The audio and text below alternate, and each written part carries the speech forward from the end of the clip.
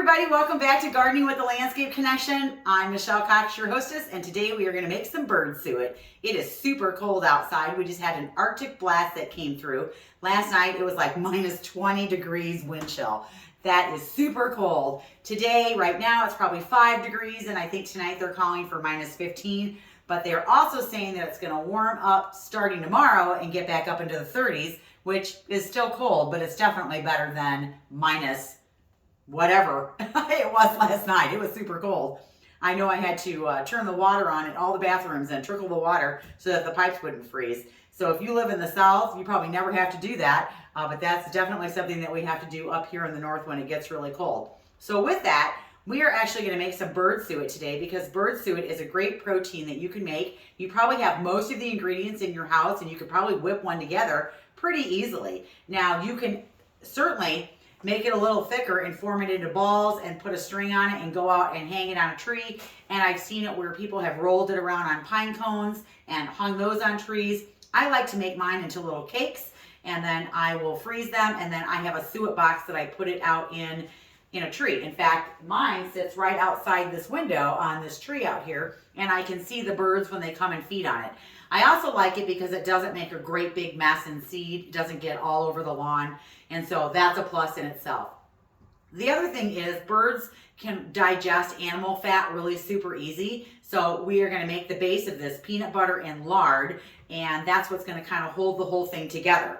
Now, some of the birds that come to my feeder is I get like nuthatchers, I'll get chickadees. I've seen a jay on there before. I get the little bitty woodpeckers on there. I haven't seen any cardinals or wrens on it, but I know that sometimes they will visit the suet feeders, and starlings sometimes will come and feed off of the suet feeder as well. So I'm going to actually make up this batch here, and I'm going to tell you the ingredients that I'm going to use. So I'm going to use 1 cup of flour, and I'm just going to pour that in here, and I'm just going to use this as my mixing medium. I'm going to use 1 cup of cornstarch, and so I'm just going to dump that in there. I have 2 cups of oatmeal, dump that in there, and then I'm going to actually add some raisins. You don't have to add raisins, but I happen to have 3 boxes of raisins in the cupboard, so I thought, what the heck, we'll throw some raisins in there too, give them a little sweet treat. You want to try to avoid adding a lot of fruit to it, and you don't want to add extra sugars to it because it's harder for them to digest, and so you just want to use natural products. All right, so there we go. I got 3 boxes of raisins in there. All right, and now what I've done is I've taken a cup of lard and a cup of peanut butter. I stuck it in the microwave for a minute, and then I stuck it in the microwave for another 30 seconds after I checked it. So it could take anywhere from 1 to 2 minutes depending on, how strong your microwave is. The lard melted down and the peanut butter is pretty soft. So I'm just going to pour that into my mixture here. And I've got a little rubber scraper, and I'm just going to make sure I get that all out of there. And then I'm going to start with 2 cups of birdseed, and then we'll see if we need to add any more to that.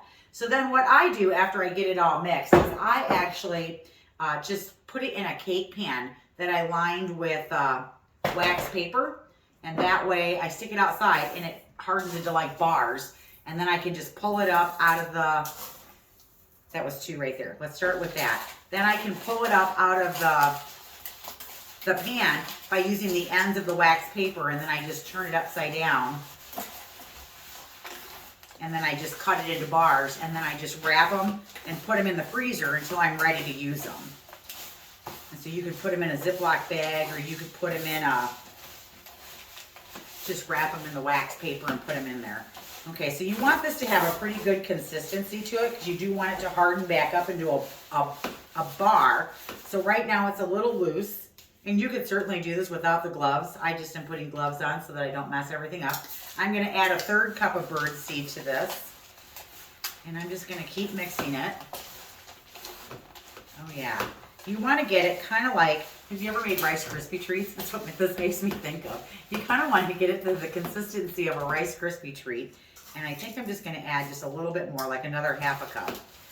And I think this is going to be just about right. And I think it's easier to mix it in a shallow container like this versus a deeper container. All right.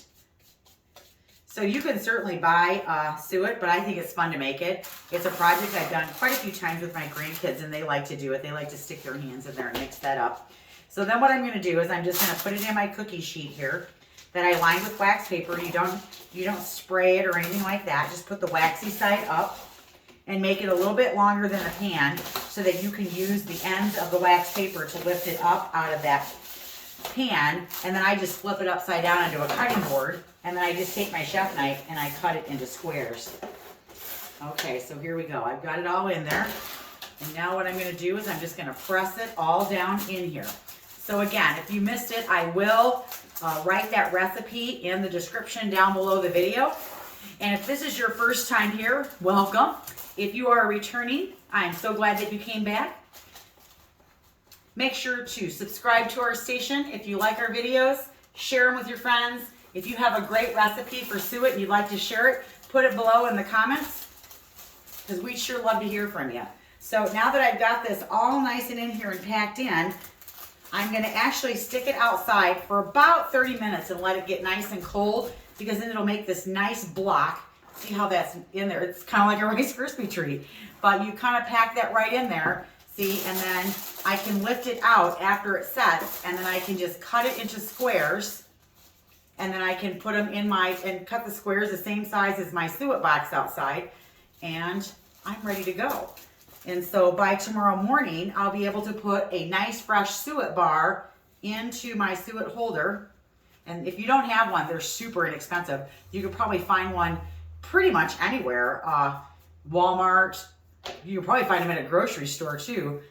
Certainly at a garden center that sells burning items as well, you can find them. But look at that, isn't that great? Makes you want to eat it. But it's not for you, it's for the birds. All right, so I'm Michelle with the Landscape Connection. Thanks for watching. I hope this inspires you to go make some bird food. Talk to you later. Bye.